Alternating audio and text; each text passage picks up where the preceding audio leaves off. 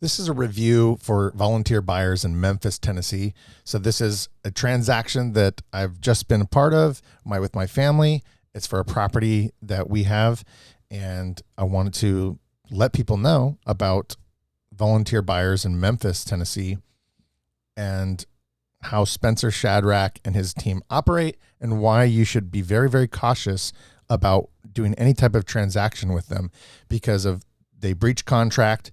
They ignore the timelines. They fail to follow the instructions and their agreement.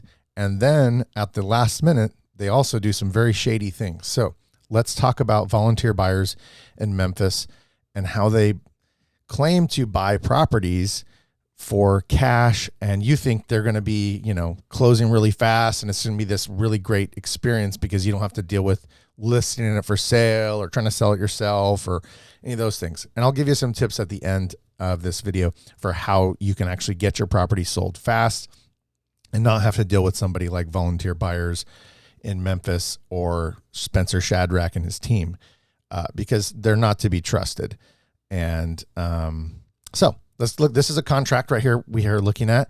And this is, I sent them this property.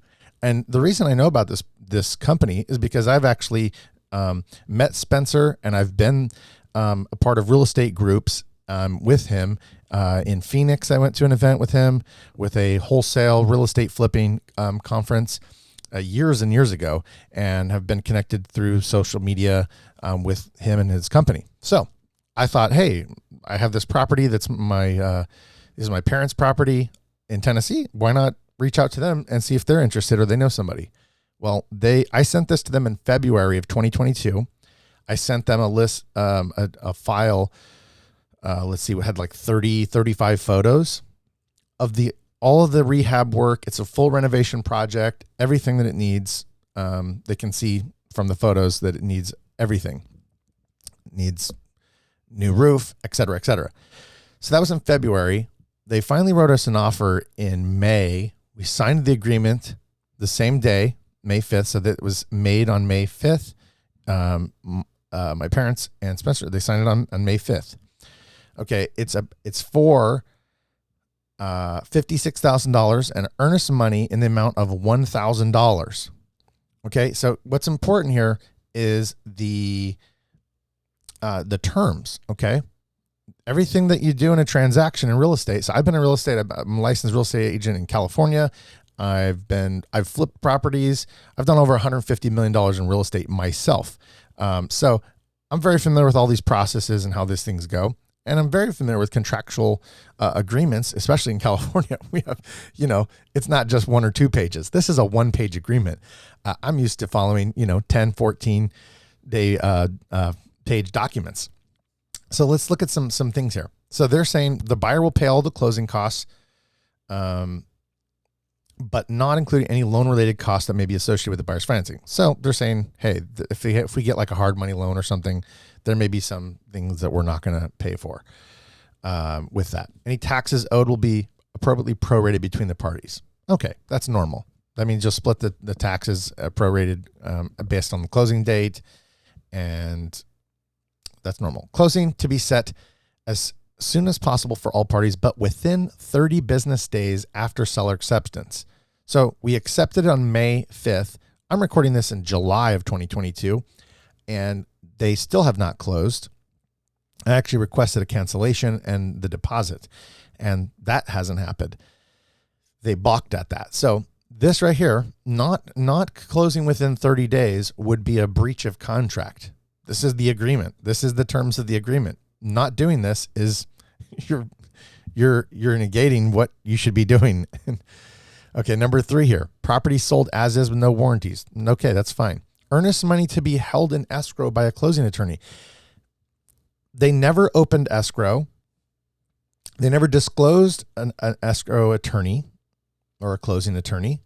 I had to go on Facebook and find out. And so let me see if I can pull up. Let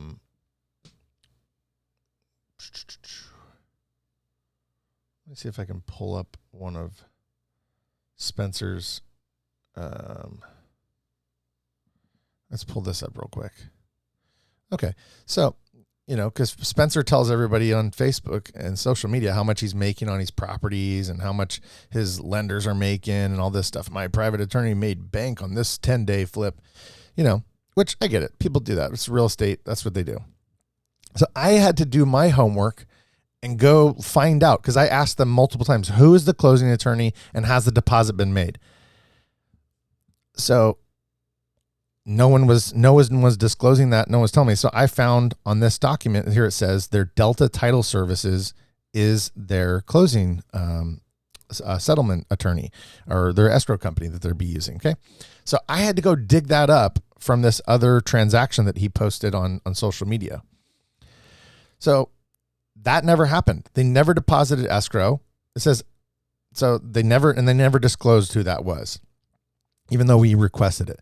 Number 5, earnest money is non-refundable to the buyer unless title is A, non-conveyable, or B, seller is not available to close within the time period of this contract. So this earnest money, this $1,000, is non-refundable, except unless there's two things. One of two things can happen. The title is not conveyable, which is not the case, and B, the seller can't close in time. So neither one of those things happened. So the earnest money is non-refundable. Forget about all the rest of this.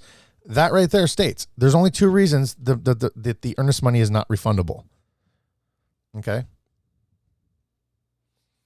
So that means who gets the earnest money? The seller. No, I requested that. I said, hey, if you guys can't perform, it's been 60 days. If you can't perform, let's just release the deposit. Let's move on. Let's part ways, whatever. Again, this is in July. They wanted to lower the price. They wanted basically my parents to give them the property. Hey, just turn over the property and let us take over payments. Like, essentially just give us the property. Like, okay.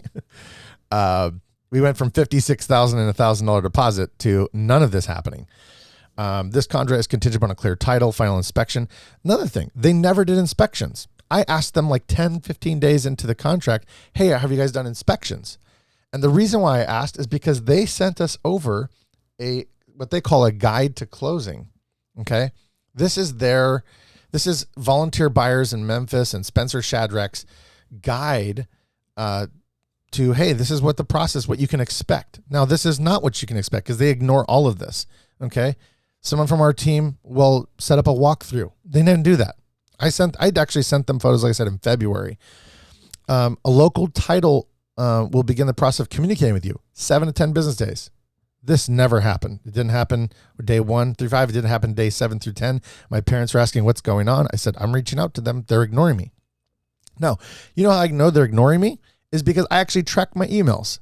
I know when they opened the emails, where they opened their emails, who opened my emails. And this is just marketing software that's freely available to people. And I pay for some, but I track my emails, and I was sending messages to Nikki on Volunteer Buyers team. She was not answering. She said she had like an emergency in her family. Okay. So what about the other people in the company, right? What about the other people that are supposed to help out, right? Because he doesn't have 1 or 2 people. This is not just a 1-person shop or a 2-person shop. They have like 7 or 8 people that I'm aware of. No, their inspection period. Again, the property was vacant, and we provided access. We told them how to get access with keys, et cetera, et cetera. They never inspected the property. So day 5 to 20, this never happened. So you can count on Volunteer Buyers in Memphis never actually doing an inspection. Okay. Then clear to close, day 21 to 30. That never happened. In fact, I was reaching out like day 30. Like, hey, what's going on? Oh, we're still crunching our numbers.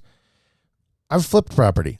I've been enough transactions to know you don't wait till day 20 to start crunching numbers. You don't finish crunching numbers at day 20.